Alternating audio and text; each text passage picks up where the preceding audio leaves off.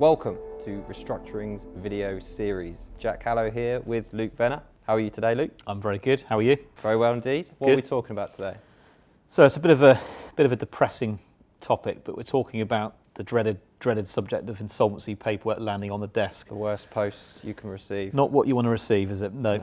But I think the important message is it needs to be dealt with. Well, a lot of people will say, I'll put it in the bin because it means I'm not going to get anything out of it.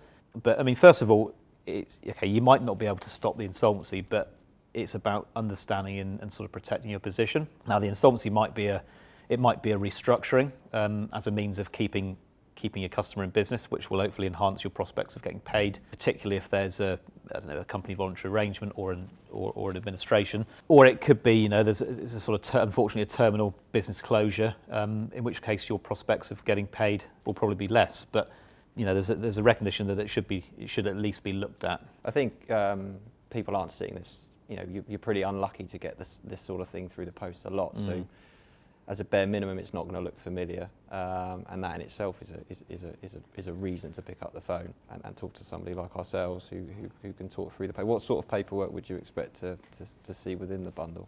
Well, it could be, it might be a notification that your customer's going into an insolvency process. It might be that you've kind of already missed it, but it's a report or can you fill out a proof of debt form, or there's some sort of voting procedure. And like you say, it will be alien.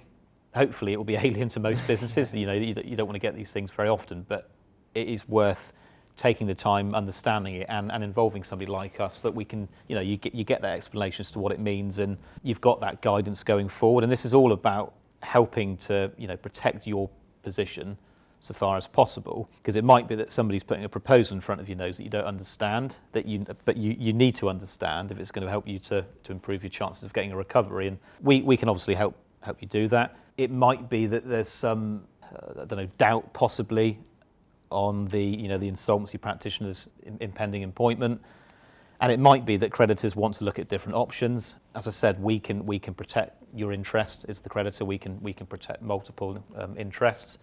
And you've mentioned it a couple of times about improving your chances of recovery. But yeah. If I'm getting this paperwork through, should I just give up on the debt? What's the options to get that money back? I mean, that's ultimately what I care about as a creditor in a process. Yeah, absolutely. Well, there's the simple paper filling.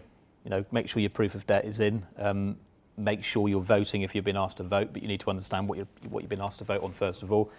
It might be that there's a committee that you can form with other creditors that will again help to, control to an extent the insolvency practitioner and what they're doing, because this is all about maximising the pot for the benefit of creditors. So you need a steer on that. And like I said, it might be that you need a bit of a steer on what the proposal looks like so that it can be improved to, again, improve your chances of getting a positive sort of outcome. So paperwork through the post, yep.